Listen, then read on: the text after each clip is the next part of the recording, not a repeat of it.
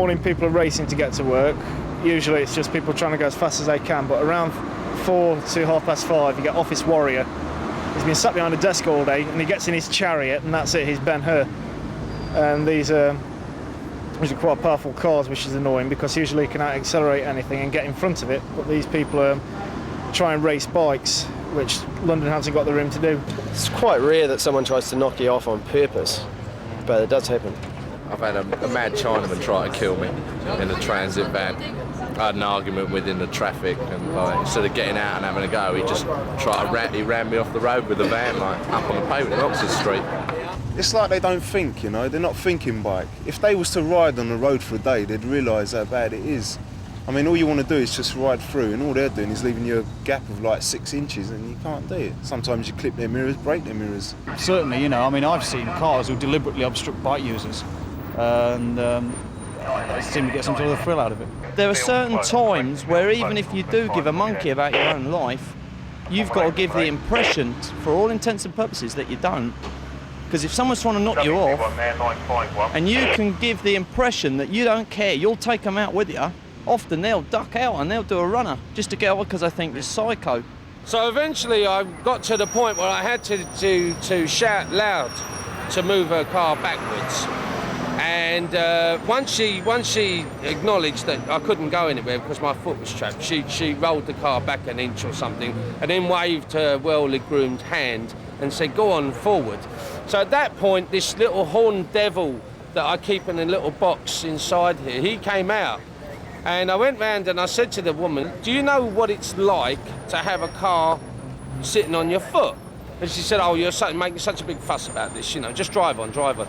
And at that point, I did actually get hold of her right foot, take it out and put it on the ground and stamp on it, threw her keys down Regent Street and drove off. A courier had to go to terminal 3 or 4 or something for a mega urgent job to catch someone who was going on a flight, and he was doing 100 miles an hour around the connection roads between the terminals, and the police pulled him over and the copper said to him, "Are you having trouble taking off, sir?" I think one of the funniest things I saw was down there, the Mall, you know, where they do the Horse Guards parade. The horses go down there at midday every day. I think the funniest thing was there was a courier on a race machine, not like this one, it was a real race replica. He must have been doing 90 down the Mall, and the police couldn't do a thing. They were doing the crowd control, and there's all the Japanese looking at the motorcycle more than the parade, and he goes hacking it round the roundabout at the end, cranking it right over, getting his knee down. I think that's got to be the funniest thing I ever saw. All the police are going, what the hell was he doing? And they couldn't do anything, he was gone. Psh.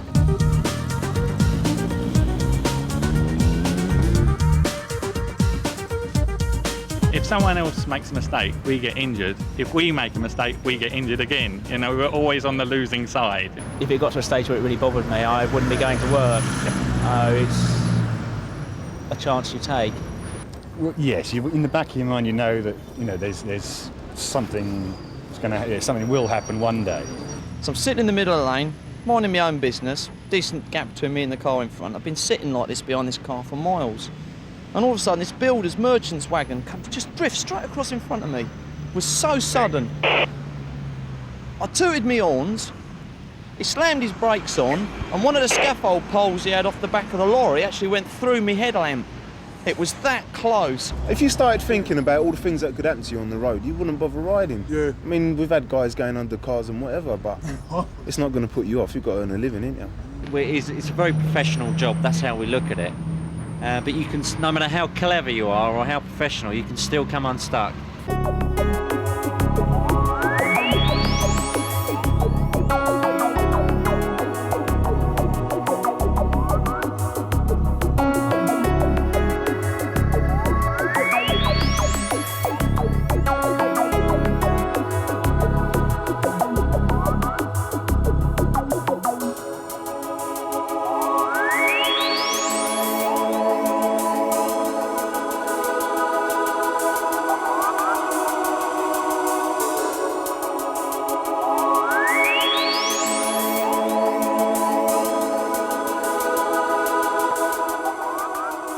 When you've had enough, at the end of the day, I'll quite happily carve up deliberately carve up people on the way home if they, I won't give anyone an inch on the road.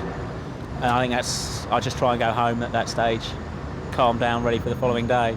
It's quite tense, because you're dealing with traffic, you're constantly in contravention of the law of averages, if you're going to stay on the road without getting knocked off or having an accident. So there are constant near misses and so on, and then police pulling you over to check the bike and so on. So there's a lot of hassle in that respect, and it does make it quite aggressive if you don't remember to keep calm and just, treat it as a job. If you've been doing the job a long time, it does make you hard, arrogant and confident. And a lot of people that come across a dispatch rider will stand in awe, like him, just standing there.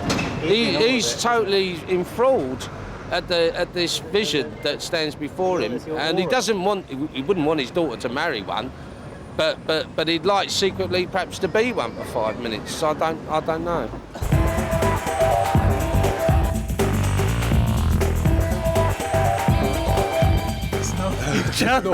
There's no future. It's just do it or you don't. Money's taken a dive recently. It might. I don't know when it will pick up. I don't think it'll ever be the same as it was sort of 5, 6, 7 years ago, when there was plenty of money, easy money. Now you're really working hard. I think it'll be back to college for me sooner or later. Well, yeah. Well, personally, for me, it's the lifestyle that I love, and I'm prepared to sort of earn less money than perhaps I could. And that's my personal choice, but I do feel sorry for the other lads. Things should be better. We've got no real union to talk about. And the governors have got the upper hand. I mean, I would do this to 40 if necessary. As long as I know that financially wise, that my 2 sons are my common law wife has got something. Once you get into career, it's really hard to get out of it because people don't want to know you. If you say on your CV that you've done career, forget it. They don't want to know you. Rather than signing on and looking through the papers, for nothing. There's never anything there, and you can get very, very despondent when you're unemployed. At least I feel useful. 3535. 35. 35. I'm ever so sorry, but my bike is now functional. Have I got to go somewhere?